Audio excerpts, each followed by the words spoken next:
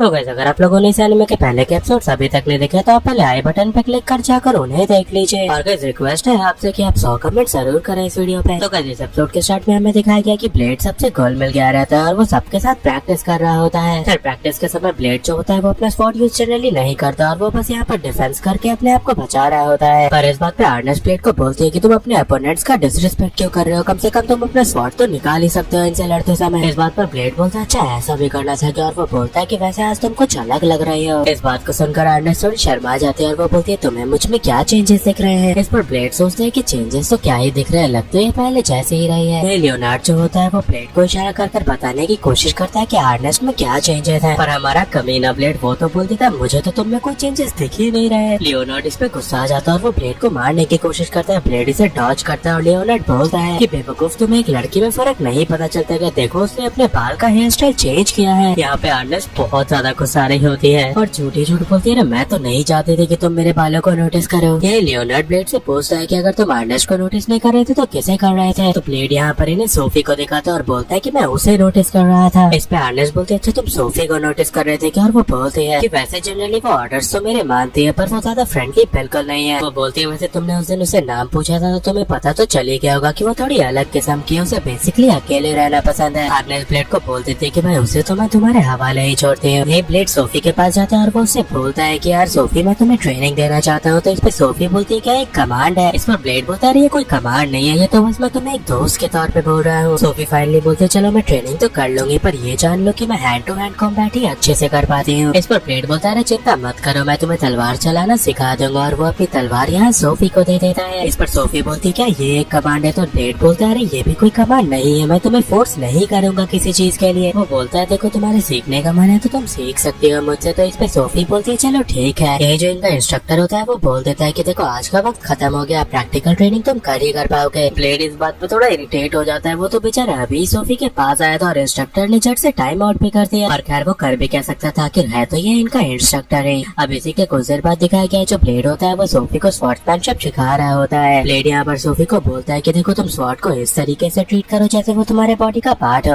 और फिर अपनी सारी एनर्जी इसके अंदर पोर करो। और वो एक डमी को काटते हुए बोलता है कि देखो इसे कुछ तुम्हें इस तरीके से काटना है जैसे तुम मक्खन काट रही हो। खैर इसी तरह इन्हें प्रैक्टिस करते करते शाम हो जाती है और सोफी भी बड़ी जल्दी यहाँ पर ब्लेड की टीचिंग्स को अडेप्ट कर लेती है। वो तो यहाँ पर अभी नार्मर्स को बड़े इजीली काटने भी लग जाती है। ब्लेड तो बोलते सोफी तुमने तो कमाल ही कर दिया। तो यहाँ पर सोफी बोलती है अच्छा मुझे ये बताओ कि क्या मैं उसे हरा सकती हूँ। ब्लेड बोलते तुम किसे हराने की बात कर रही हो। तो सोफी बताती है मैं किसी और को नहीं बल्कि अर्नेस्ट को हराना चाहती हूँ। वो बोलती है कि अर्नेस्ट यहाँ पर बहुत ज्यादा ताकतवर है और मैं उसी के साथ कम्पीट करना चाहती हूँ। यहाँ पर ब्लेड से अपना ब्लेड लेते हुए बोलता है देखो अगर तुम मुझसे कम्पीट करना चाहती हो तो ये थोड़ा मुश्किल होगा क्योंकि अर्नेस्ट बहुत ताकतवर है। पर यहीं पे जो सोफी होती है वो ब्लेड के साथ हैंड टू हैंड कॉम्बैट शुरू कर देती है और उसे झट से नीचे गिरा भी देती है। और इसी के बाद वो पूछती है ब्लेड से कि ये अटैक तुम्हें कैसा लगा। तो यहाँ पर ब्लेड बोलता है वैसे ये अटैक तो काफी अच्छा था, मैं तो हिल भी नहीं पा रहा। सोफी यहाँ पर से फाइनली बोल के चली जाती है कि वैसे आज तुमने मुझे जो ये सब सिखाया है इसके लिए शुक्रिया और अगली बार मैं कोशिश करूंगी और भी बेहतर तरीके से मैं तुमसे फाइटिंग सीख पाऊँ। इसी के बाद नेक्स्ट सीन में हमें ब्लेड और किंग को साथ दिखाया गया और किंग यहाँ पर ब्लेड से पूछता है कि क्या हो गया भाई, तू तो बड़े अच्छे मूड में है। ब्लेड यहाँ बोलता है क्यों कुछ नहीं होगा, मैंने कुछ दोस्त और कुछ बेस्ट फ्रेंड्स भी बना लिया है। तो किंग बोलता है क्या उनके बारे में तो मुझे बताओगे। ब्लेड बोलता है मैं आपको घंटा नहीं बताऊंगा, पर फिर वो बता देता है कि मैं बेस्ट फ्रेंड के तौर पे सोफी को देखता हूँ। इस पर किंग बोलता है देखो मुझे पक्का पता था कि तुम्हें इसमें इंटरेस्ट जरूर आएगा। वो बोलता है वो कैसी लगी तुम्हें, ताकतवर लगी ना वो तुम्हें। इस पर ब्लेड बोलता है हाँ सच में वो बहुत ताकतवर है, जब वो मेरे ऊपर बैठ गई थी तो मैं तो हिल भी नहीं पा रहा था। ब्लेड बोलता है कि पक्का उसमें कुछ तो अलग बात है। तो किंग बताता है कि एक्चुअल में सोफी को जानबूझ के क्रिएट किया गया है ताकि वो तुम्हें शाबाश कर सके। किंग बता देता है कि एक्चुअल में जो सोफी है वो एक इंसान बिल्कुल नहीं है बल्कि वो एक मशीन है जिसे एक ऑर्गेनाइजेशन ने बनाया है जिनका नाम होता है artificial the great hero project. King बता देते हैं कि उस ऑर्गेनाइजेशन का यही प्लान था कि वो दुनिया में सबसे ताकतवर हीरो से भी ताकतवर एक हीरो बनाए। किंग बताता है कि इसके लिए एग्जैक्टली 12 मॉडल्स बनाए गए थे पर उन 12 में से 11 मॉडल्स तो टूट गए और सिर्फ एक ही मॉडल बची और वही तुम्हारे सामने खड़ी सोफी है। किंग ये भी बताता है कि सोफी में बहुत अलग और स्पेशल किस्म की और भी ताकतें हैं जो कि एग्जैक्टली अभी तक रिवील नहीं है। इस बात पर ब्लेड को बहुत गुस्सा आने लगता है और वो बोलता है कि तुम ये बोलना चाह रहे हो कि सोफी सिंपली एक ऑब्जेक्ट है, वो एक ह्यूमन नहीं है। वो बोलता है आखिर आपने ऐसा क्यों किया और वो किंग को तो मारने चाहता है। पर यहीं पर किंग बोलता है अरे भाई चिंता मत करो, तो मैंने उस ऑर्गेनाइजेशन को कम्प्लीटली बंद करवा दिया है। किंग बताता है कि उस ऑर्गेनाइजेशन को बंद करने के बाद जब मैं सोफी को बचाने गया था तो मैंने उसे बोला था कि अब तुम फ्री हो चुकी हो। पर क्या तुम्हें पता है उसके पहले वर्ड्स क्या थे? वो वर्ड्स से क्या ये एक कमांड है। ये सब सुनकर ब्लेड को काफी बुरा लग रहा होता है और इसी के बाद जब ब्लेड बाहर निकल निकलता है तो वो सोचने लगता है कि ये सारी मेरी ही गलती है, क्योंकि सिर्फ सोफी को इसीलिए बनाया गया क्योंकि मैं तो ग्रेट हीरो पैदा हुआ है इस धरती पर। वो ये भी सोचता है कि ये नॉर्मल लाइफ आखिर होती क्या है, मैंने तो खुद आज तक कभी नॉर्मल लाइफ जिया ही नहीं। इसी कारण से जो ब्लेड होता है वो जाता है डॉक्टर के पास और डॉक्टर इससे बोलती है मैं तुम्हारी कैसे मदद करूँ। वो बोलते क्या मैं तुम्हारे कपड़े उतारूं या कोई चेकअप कर दूं। इस पर ब्लेड बोलता है मुझे बस आप इतना पता है कि नॉर्मल लाइफ क्या होती है और उसे कैसे जिया जाता है। इस बात पे जो डॉक्टर होती है वो बोलती है तुम यूथ के बारे में जानना चाहते हो क्या, और इसी बात पे ब्लेड बोलता है अच्छा यूथ के बारे में मुझे जानना होगा। और वो सीधा भागा भागा लियोनार्ड के पास जाता है और उससे पूछता है यूथ क्या होता है। तो लियोनार्ड बोलता है यही प्यार वगैरह को यूथ बोलते हैं। फिर ब्लेड भाग के जाता है लड़कियों के पास और उनसे पूछता है कि प्यार क्या होता है। इस पर लड़कियां बोलते हैं लव मतलब क्या हुआ, डेटिंग करना, घूमना फिरना और क्या। फिर ये जाता है आर्नेस्ट के पास और उससे पूछता है कि अरे डेटिंग क्या होता है। आर्नेस्ट इस बात पे बड़ी शर्मा जाती है, वो सोचती है कि क्या ये मुझसे डेट के लिए पूछ रहा है। और वो बोलने लगती है देखो ब्लेड ये सब अभी बिल्कुल सही नहीं है, अभी मैं डेट पे नहीं चल सकती तुम्हारे साथ। ब्लेड यहाँ इससे बैग सा करने लगता है तो ये बोलती है देखो अभी अभी तो मिले हैं तो हमारा इतना जल्दी डेटिंग करना सही नहीं होगा। फिर आर्नेस्ट बताते देखो डेटिंग करना मतलब तुम उस बंदी के संग घूमने फिरने जाओ, बस उसके संग मजे करो। इसी पर ब्लेड बोलता है अच्छा ठीक है मैं चलता हूँ। फ्लेमिंग गुस्सा आ जाती है, बोलती किसके साथ डेट पे जा रहे हो तुम, और वो देखते है कि ब्लेड तो यहाँ से जा चुका होता है। वो सीधा जाता है सोफी से मिलने जो कि गर्ल्स रूम में रहती है। अब गेट पर ये बंदा इंतजार नहीं करता और वो सीधा गेट खोल के अंदर घुस जाता है और यहाँ पर जो लड़कियां रहती है वो तो ढेर सारी उन्हें कपड़े भी नहीं पहने होते हैं। ब्लेड यहाँ सोफी से बोलता है कि चलो हम दोनों डेट पे चलते हैं और सोफी तो सीधे सीधे इसका बात मान भी जाती है। अब इसी के बाद हमें दिखाया गया कि जो 3 लड़कियां हैं वो ब्लेड का पीछा कर रही होती है और जो ब्लेड होता है वो तो पूरा शेड्यूल बना लेता है सोफी के साथ का कि 10 घंटे के बाद हम क्या करेंगे, इतने देर के बाद हम क्या करेंगे। वो प्लान कर लेता है कि आज एक ही दिन में वो हर कुछ कर डालेगा। ये सब प्लान करने में तो ब्लेड का दिमाग ही खराब हो जाता है। खैर इसी के बाद ब्लेड और सोफी मस्त मजे करने लग जाते हैं। वो सोचता है कि मैं बस सोफी के साथ नॉर्मल जिंदगी जीकर मजे करना चाहता हूँ। अब इसी के बाद ये लोग जाते हैं एक पॉन्ड के पास और यहाँ पर सोफी बोलती है कि मैं मछलियों को खाना खिलाना चाहती हूँ। पर यहाँ पर अंदर मछलियाँ तो होती है, इनके संग ये लड़कियाँ भी होती है। ये लोग एक्चुअल में इनका पीछा ही कर रही होती है, पर जब सोफी खाना गिराती है तो इनके बैम्बू में खाना चल जाता है। इस कारण से ये लोग सांस नहीं ले पाती और इनका रिएक्शन जो होता है वो देखने लायक होता है। ये आप लोग डायरेक्टली एनीमे में ही देख लेना। अब इसी के बाद ये लोग और थोड़ा घूमते फिरते हैं, गेम्स खेलते हैं, जहाँ पर इन लोगों ने तो पूरा गेम रूम तोड़ दिया होता है और फाइनली समय आता है एक ही नारियल से दोनों के पानी पीने का। अब जब ये लोग नारियल पानी पीने जाते हैं तो सोफी कहती है थोड़ा मेरे पास आ जाओ वरना हम पानी सही से पी नहीं पाएंगे। और पास आने के चक्कर में एक्चुअल में ये दोनों बहुत ज्यादा करीब आ जाते हैं और इन दोनों के गाल टच होने लग जाते हैं। इस कारण तो ब्लेड सीधा जमीन पे गिर जाता है क्योंकि ये उसके लिए पहली बार होता है कि वो लड़की के इतने करीब है और उसे शर्म आने लग जाती है। ब्लेड का दिल तो बड़ी तेजी से धड़कने लग जाता है। ये तीनों भी यहाँ इनके बगल में ही बैठे होते हैं पर इन दोनों ने तो इन्हें नोटिस ही नहीं किया होता है। ये तीनों लड़के आइसक्रीम खाने में बिजी होते हैं और फिर ये अचानक से देखते हैं कि ब्लेड और सोफी तो यहाँ से गायब हो चुके हैं। इसी के बाद ब्लेड के पास मुझे करने को तो बहुत कुछ होता है पर वक्त पड़ा इनके पास कम होता है तो सोफी बोलती है कि चलो हम लोग शॉर्टकट का यूज करते हैं और इसी कारण से ये लोग दोनों हवा में उड़ने लगते हैं अपने पावर को यूज करके और उड़ते हुए ही जगह पर जाते हैं। इसी के बाद ये लोग रात में एक फाउंटेन के पास पहुंचते हैं और यहाँ ब्लेड बताता है सोफी को कि मैंने सुना है कि ये एक लेजेंडरी फाउंटेन है, पर दोनों में से किसी को ये नहीं पता होता कि इसे लेजेंडरी फाउंटेन क्यों बोला जाता है। इसी के बाद ब्लेड सोफी को बोलता है देखो तुम मेरी दोस्त हो और सोफी बोलती है अच्छा अगर हम दोस्त है तो मैं तुमसे एक सवाल पूछना चाहती हूँ। इस पर ब्लेड बोलता है कि तुम मुझसे कुछ भी पूछ सकती हो और कुछ भी बता सकती हो, आखिर हम दोस्त है, दोस्त आपस में कोई सीक्रेट नहीं रखते। इसी के बाद सोफी यहाँ पर ब्लेड को अपना सीक्रेट बताती है और उसे बोलती है कि देखो मैं एक इंसान नहीं हूँ, तुम मुझे इंसान समझने की गलती मत करना। वो ब्लेड को बता देती है कि देखो बेसिकली मैं एक रोबोट हूँ और वो यहाँ पर यही सारी चीजें बता रही रहती है जो कि किंग ने ब्लेड को बताई होती है। पर यहाँ पर हमें सोफी के बारे में कुछ नई बातें भी पता चलती है जो कि होती है उसके बहुत सारी अलग अलग पावर्स के बारे में। जैसे इसका सबसे पहला पावर ये होता है कि ये फिजिक्स के लॉज को मैनिपुलेट कर सकती है। जैसे आप इस रेलिंग को देख रहे हैं, देखिए इस रेलिंग को ये बिल्कुल रबर जैसा बना देती है, लेकिन प्रॉब्लम ये होता है कि इसे अपने पावर्स पे कंट्रोल बिल्कुल नहीं होता है और ये रॉड बिल्कुल सोफी को स्ट्रैंगल कर लेता है। इवन जो सोफी रहती है वो ग्रेविटी भी कंट्रोल कर पाती है। देखिए अभी अपने वेट को 1000 किलो से ज्यादा बना लेती है और इस कारण से जमीन में धंस जाती है। और सबसे खतरनाक बात ये होती है कि सोफी यहाँ पर टाइम को भी मैनिपुलेट कर पाती है और आप समझ सकते हैं सबसे खतरनाक यही टेक्निक होती है। पर प्रॉब्लम ये होती है कि 10 सेकंड से ज्यादा ये अपने स्पेशल पावर का यूज नहीं कर पाते हैं। वो बताती है कि मैं एक आर्टिफिशियल ग्रेट हीरो हूँ जिसको ये पावर्स दी गई है। वो बताती है मैं ही वो फाइनल मॉडल थी जो कि 12वें नंबर पे तैयार हुए थे और बाकी सारे मॉडल्स को तोड़ दिया गया था। ब्लेड यहाँ पर इसकी बातें सुनकर फिर से इमोशनल हो जाता है और बोलता है मैं ही वो ग्रेट हीरो हूँ जिसकी वजह से ये सब हुआ है और इसी कारण से तुम्हें ये सब सहना पड़ा है। फिर ये बताने लगता है कि जब ये 3 साल का हुआ करता था तभी से मॉन्स्टर से लड़ रहा है, पर ये लड़ना कभी नहीं चाहता था, लेकिन आप तो समझ ही सकते हैं वक्त और हालात इंसान को मजबूर कर देते हैं। वो बोलता है देखो मुझे ये नहीं पता कि मेरा जन्म किस कारण से हुआ है, पर तुम्हें पता है ये जो पावर्स है ना ये कर्स है। ये